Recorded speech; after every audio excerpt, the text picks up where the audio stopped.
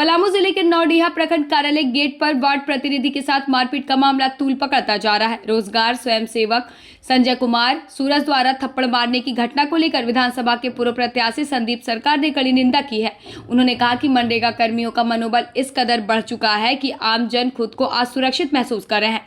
आरोप है कि नौडीहा बाजार ही नहीं बल्कि पूरे पलामू जिले में मनरेगा योजनाओं में भ्रष्टाचार चरम पर है। खुलेआम 14% पीसी ली जा रही है और 3800 रुपए फोन पे के माध्यम से लेने के साक्ष्य भी सामने आए हैं। बावजूद इसके अब तक कोई ठोस कार्रवाई नहीं हुई।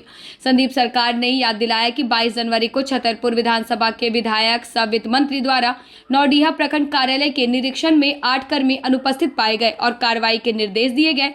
इसके बावजूद 2 दिन बाद यह घटना सामने आना कार्रवाई के भय के अभाव को दर्शाता है। उन्होंने चेतावनी दी है कि यदि प्रखंड विकास पदाधिकारी द्वारा रोजगार सेवक पर उचित कार्रवाई नहीं हुई तो वे पलामू उपायुक्त से मिलकर लिखित आवेदन देंगे और अफसरशाही व मनरेगा भ्रष्टाचार के साक्ष्य सौंपकर कठोर कार्रवाई की मांग करेंगे। सबसे पहले आप तमाम लोगों को नमस्कार और जोहार।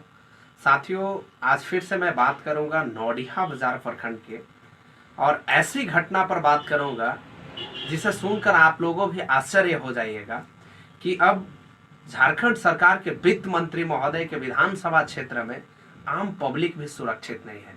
और यह बात मैं इसलिए बोल रहा हूं क्योंकि आप लोग जानते होंगे कि 22 जनवरी को झारखंड सरकार के वित्त मंत्री महोदय ने नौडीहा बाजार प्रखंड और अंचल कार्यालय का दौरा किया था। और जब दौरा किए थे तो उस समय 8 कर्मी और पदाधिकारी अनुपस्थित पाए गए थे और मंत्री महोदय का सीधा निर्देश था कि इन 8 पर कार्रवाई हो।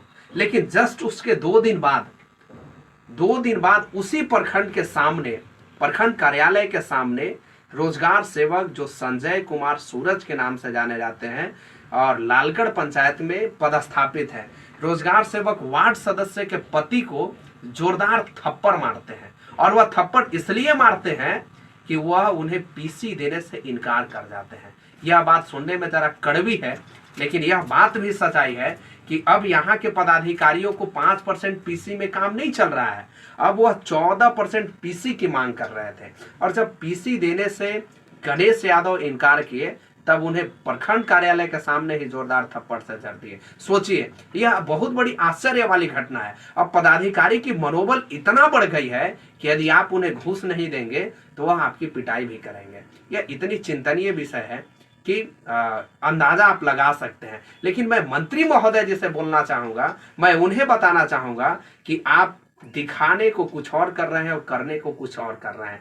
यदि वह 8 कर्मी पर आपके द्वारा लिए गए एक्शन के बाद तुरंत कार्रवाई होती तो 2 दिन बाद इस तरीके का घटना बिल्कुल ही नहीं घटती। लेकिन आप दिखा कुछ और रहे हैं और कर कुछ और रहे हैं। ऐसे में हमारी जनता को कहीं न कहीं नुकसान हो रही है, कहीं न कहीं वह शिकार हो रहे हैं, पदाधिकारियों का शोषण का शिकार हो रहे हैं। तो अभी आप तमाम लोग जानते होंगे कि मनरेगा योजना में इतनी ज्यादा लूट है कि यदि अच्छे से जांच कर दिया जाए तो मुझे लगता है कि एक भी पंचायत में, पूरे मैं विधानसभा क्षेत्र नहीं पूरे पलामू का बात कर रहा हूं, एक भी पंचायत में रोजगार सेवक, मनरेगा का बीपीओ और उनके तमाम पदाधिकारी योजनाओं को नहीं दिखा पाएंगे। यह मेरी दावा है। फिर भी उन पर कार्रवाई नहीं हो पाती है। और यदि पब्लिक उनके साथ काम कराने की बात कर रहे हैं, डिमांड लगाने की बात कर रहे हैं, तो वह उल्टा पब्लिक को थप्पड़ मार रहे हैं। जिस पंचायत की मैं बात कर रहा हूं, लालगढ़ पंचायत की, उस पंचायत में कई बार ऐसे मुद्दा आया कि उस पंचायत सचिव और रोजगार सेवक को